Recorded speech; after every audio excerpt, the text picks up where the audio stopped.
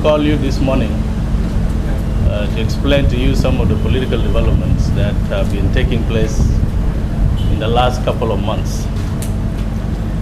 On August 13, the extended presidency met. Extended presidency means the presidency and the parties signatory to the revitalized agreement. And the discussion on August 13 focused on two issues. One was the end of the roadmap and the upcoming elections. The second was the Tumaini consensus. But I want to focus on the end of the roadmap. We, as parties to the agreement, presented our positions to the presidency on the elections. The SPLM presented that elections must take place on December 22nd, 2024. Other parties agreed with SPLM, and that is the Democratic Change Party, the National Agenda, the FDs, and the OPP were for the elections. Some members of SWA also were for elections. Some members of SWA were not. The IO said that they needed extension of the agreement, citing some of the articles in the agreement which were not implemented. Because there was no consensus, the presidency requested the parties again to go back and consult with the institutions concerned with elections and the mechanisms for peace implementation. And so we went back and conducted a number of meetings. On August 22nd, the high-level committee and the parties to the agreement met with these institutions, including the National Constitution Review Commission, the National Bureau of Statistics, the JDB, that is the Joint Defense Board, the JMCC, the National Constitution Amendment Committee, the Political Parties Council, the National Election Commission. And they were asked to prepare the following. One, they were asked to report what is it that they have done, what is it that they are currently doing, and what is it they are planning, and how long will it take them to complete their work, and what are their challenges. So each of these institutions brought back reports to the high-level committee and the parties. It became clear that some agencies needed 6 months to complete their work, others need 12 months, others, the longest time was 18 months by the National Constitution Review Commission. Based on that presentation, the most difficult challenge for them was lack of funding to do their work. And so they said, if we are to get money today, we can start our work, and within 18 months they can finish the work. 18 months means 12 months and 1 year and 6 months.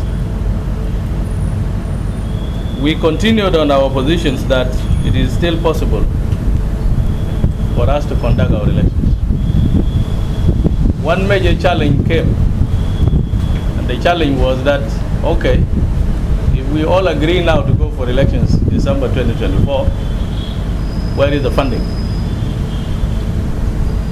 The institutions of finance were called to come and tell us whether they have the funds necessary to conduct the election this year. The answer for them was that they don't have money for elections. As a matter of fact, they don't have money to pay the salaries of 9 months. And because of that reason, it became difficult now for us as SPLM to say to people that let us go for election when there's no money for it.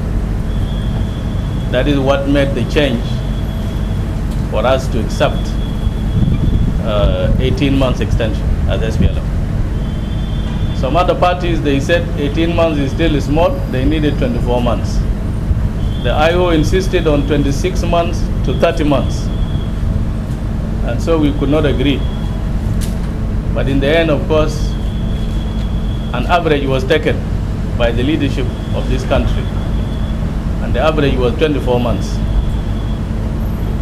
18 months for mechanism to do their work, and 6 months to look for funds for the elections.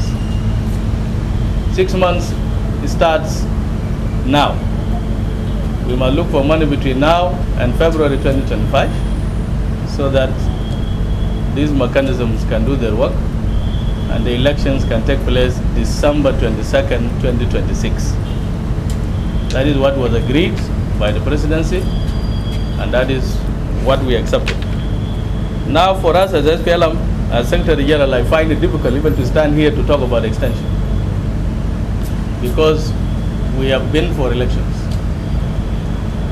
And for that reason, I want to say to the members of SPLM and all our leaders that the party will never let you down. We will never compromise on SPLM principles.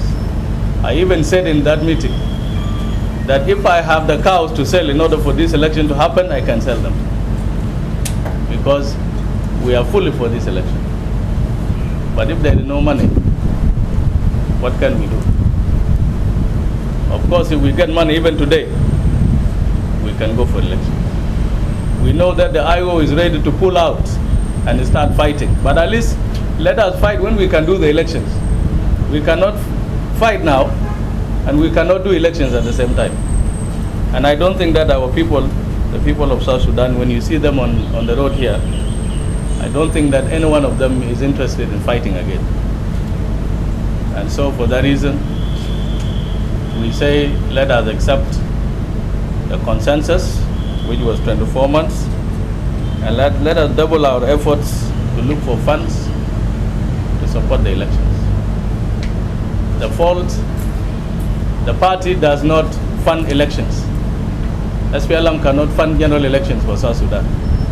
It is the government that finds money to fund elections. And so if there are people who think that it is SPLM that has compromised, we have not compromised. It is the issue that the government does not have the funds to run the elections. And if the government doesn't have the funds to run the elections, what is it that SPLM can do single-handedly to run the elections? So I call on our members to support the decision of the leadership that we must extend for 24 months, after which time we will go for the elections.